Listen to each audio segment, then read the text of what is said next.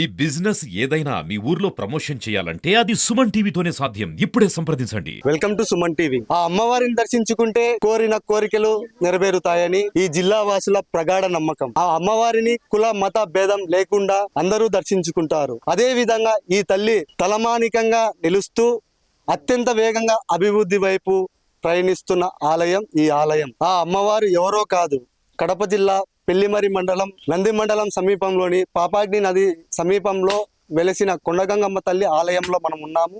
అమ్మవారి మహిమ ఏంటో, ఆ అమ్మవారు ఎలా వెలిసిందో తదితర అంశాలను తెలుసుకునే ప్రయత్నం చేద్దాం. స్వామి, ఈ ఆలయ ప్రధాన అర్చకులని మీరు అన్నారు. ఈ గుడి ప్రాముఖ్యత ఏంది? మీరు ఎప్పటి నుంచి ఉన్నారు? నేను 30 సంవత్సరాల నుండి ఇక్కడ పనిచేస్తున్నాను. నేను వచ్చినప్పుడు ఈ తాపలు ఈ చెట్లు ఇవన్నీ ఏం లేవు. నేను వచ్చిన తర్వాతనే నేను అంత వచ్చినాక ఒక నెలకే తాపలు కట్టినారు గొల్లమందులోళ్ళు. మళ్ళీ కదిరేపల్లి నరసింహాడేనైనా ఆయన కింద బోరేసి పైకి నీళ్లు కిందకి నీళ్లు వచ్చా.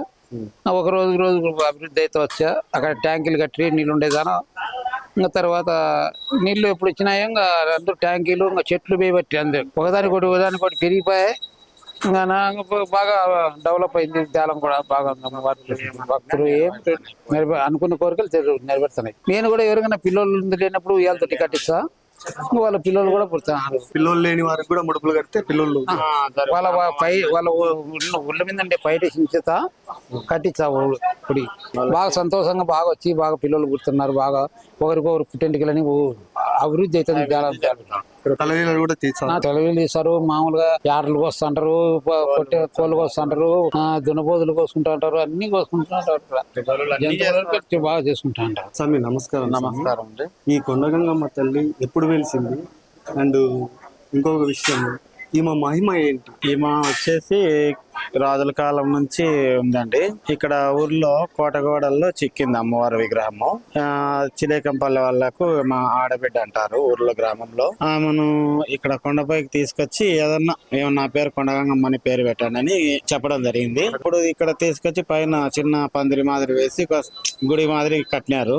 అవి ఇక్కడ భక్తులకు ఈమె మీద బాగా నమ్మకము.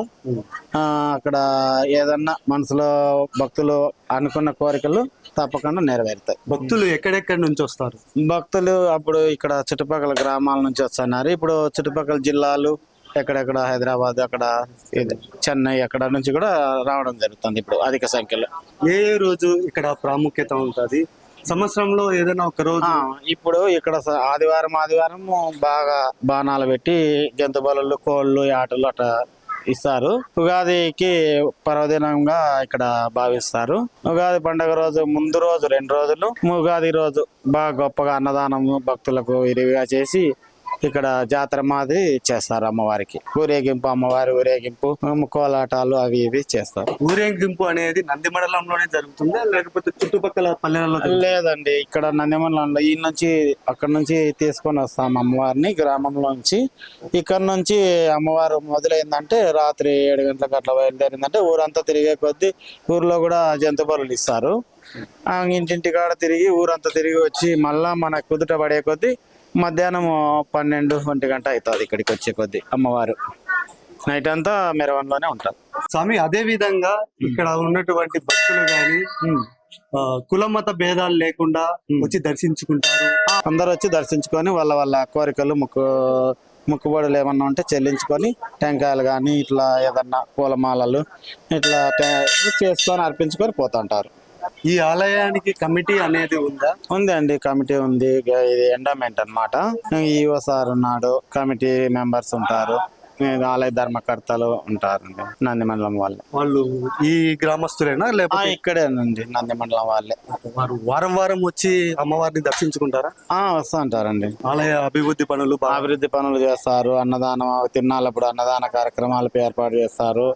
ఈ ఊరేగింపుకు అమ్మవారికి ఎలాంటి లోటు లేకుండా ఇక్కడ నీటి వసతులు అన్నీ ఏర్పాటు చేసి భక్తులకు ఎలాంటి ఇబ్బందులు లేకుండా చూసుకుంటారండి. ఈవో గారు, చైర్మన్ గారు అయితేనేమి ఇట్లా ఆలయ కమిటీ వాళ్ళైనా బాగా చూసుకుంటూ ఉంటారు.